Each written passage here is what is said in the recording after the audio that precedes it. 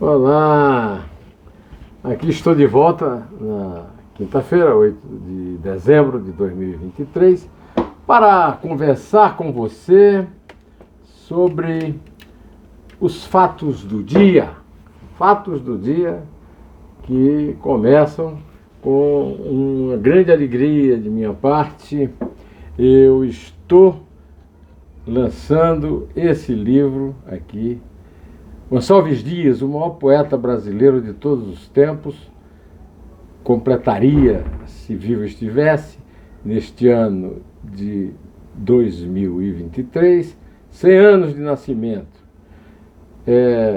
Nasceu no Maranhão e morreu na costa do Maranhão, em tenra idade, num naufrágio. Não se sabe se no naufrágio ou se ele morreu agonizando de uma doença grave que ele já tinha, e o navio escapou do naufrágio, porque afundou perto da praia.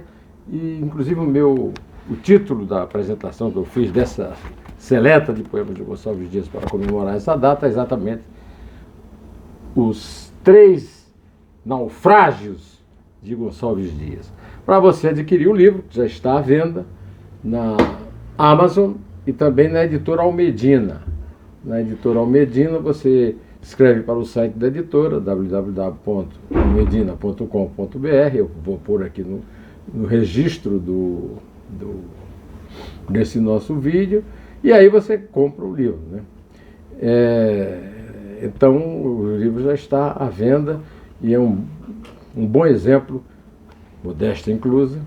Quero aqui agradecer muito, muito, muito aos meus amigos, Dionísio da Silva, que teve a ideia de que eu fizesse a antologia e a apresentação, Rodrigo Mendes e Marcos Paiva, que dirigem a editora Almedina, a editora portuguesa, e a sua filial brasileira. Acho que você vai gostar muito de ver a grande obra do Gonçalves Dias resumida e explicada por mim. Meus queridos amigos, eu também quero dizer que uma coisa nós não queremos na América do Sul é guerra, disse Lula sobre a disputa aberta pelo amigão dele, Nicolás Maduro, ditador fascista, falso comunista, da Guiana. O doutor Dionísio da Silva já me ensinou que não é Guiana, é Guiana. Isabel, que é doutora em História, já tinha me falado isso. Ela nas aulas de geografia aprendeu o nome certo, Guiana. Eu já falei sobre esse assunto, né? E agora estamos vendo aqui a declaração do Lula. O Lula não consegue enxergar o óbvio.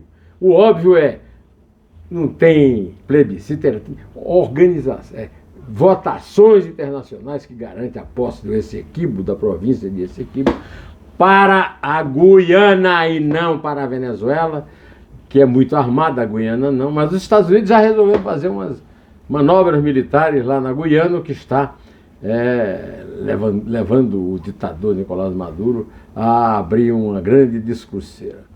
Segundo Lula, o Mercosul não pode ficar em essa situação. Vai tomando banho, Lula. Mercosul é a sua vovó. Que história é essa, rapaz? De Mercosul. O Brasil não pode permitir que a Venezuela passe com suas tropas para o território brasileiro para invadir a Guiana. E acabou. Ele tem que dizer o seguinte: Maduro, toma juízo. Ele não tem nada que ficar dando de pacificador, como fez em relação à invasão da Ucrânia, como pretende fazer em relação ao conflito Israel-Hamas, etc.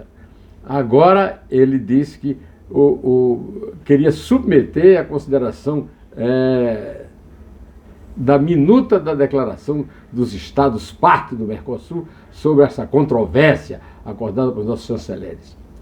Pelo amor de Deus, não há controvérsia nenhuma.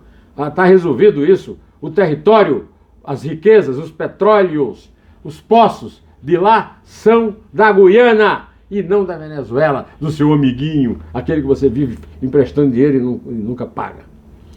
É por essas e outras que a Datafolha de hoje está mostrando que a aprovação de Lula caiu para 38%, a reprovação subiu para 30%, num cenário estável, aliás, subiu após 11 meses, e a avaliação regular do presidente fica em 30%,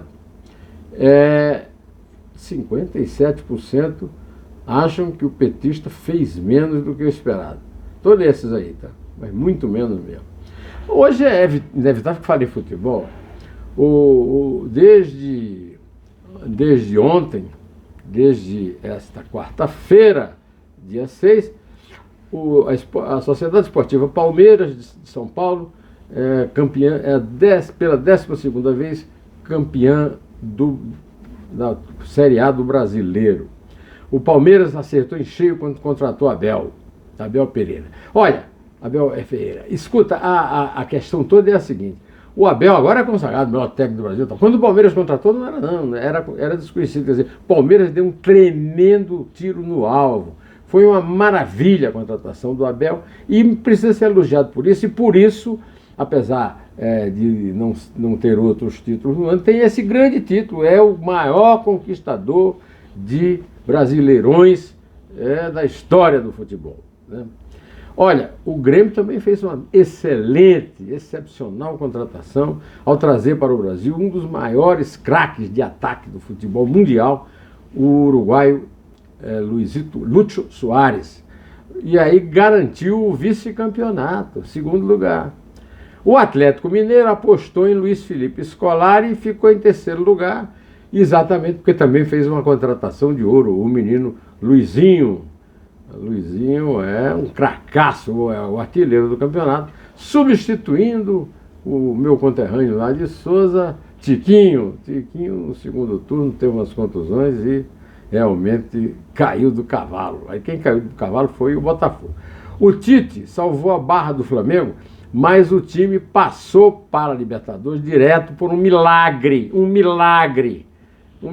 Foi mais uma derrota do Botafogo por 3-1, deixando o Flamengo numa ótima, né? Porque o Flamengo não foi ultrapassado pelo Botafogo, está na Libertadores direto. Espero que o Tite consiga mudar esse time, que é um time de vagabundo, de dorminhoco, de preguiçoso, de campeão que já foi campeão e não quer mais ser.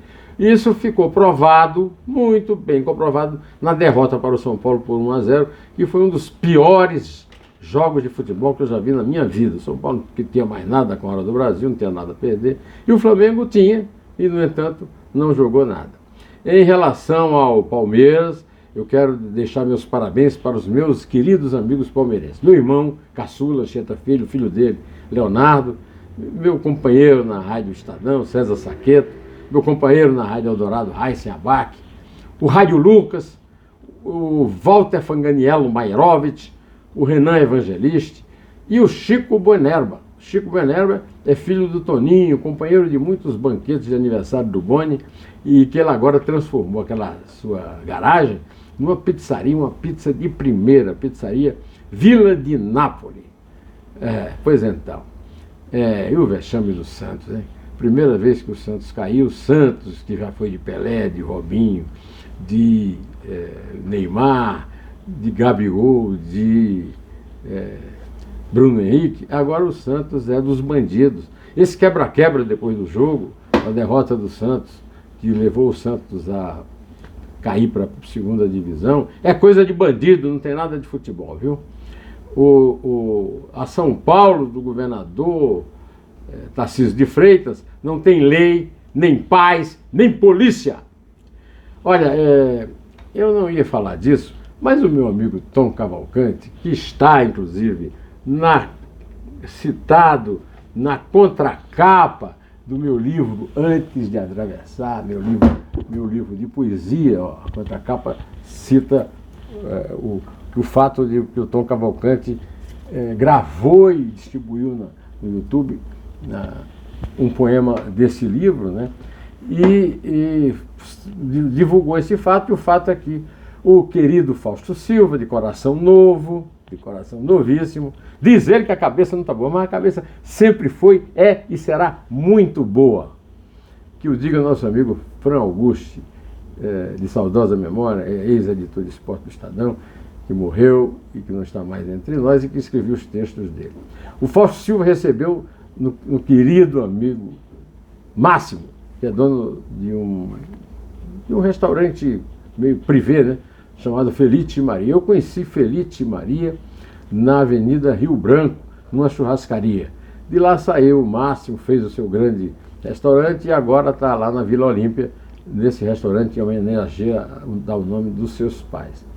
O Fausto Silva convidou e lá estavam o Boni, Zé Bonifácio de Oliveira sobrinho, o Bruno Oliveira, filho do Boni, o Tom Cavalcante, meu querido amigo Adi Moreira, que era o marqueteiro do Chacrinha, o Gilberto Leifert, o Tiago Leifert, filho do Gilberto, que é amigo do Boni desde a infância do Gilberto, e o Tiago, astro da televisão, o maestro Júlio Medalha, o Roberto Busoni, o filho do Roberto Busoni, que é o Reinaldo Busoni, que é conselheiro do Flamengo, o diretor de TV Newton Travesso, o médico Raul Kutaiti, e quem eu citei já aqui, o Chico Boneva, filho de Toninho Boneva e dono da excelente pizzaria Vila de Nápoles.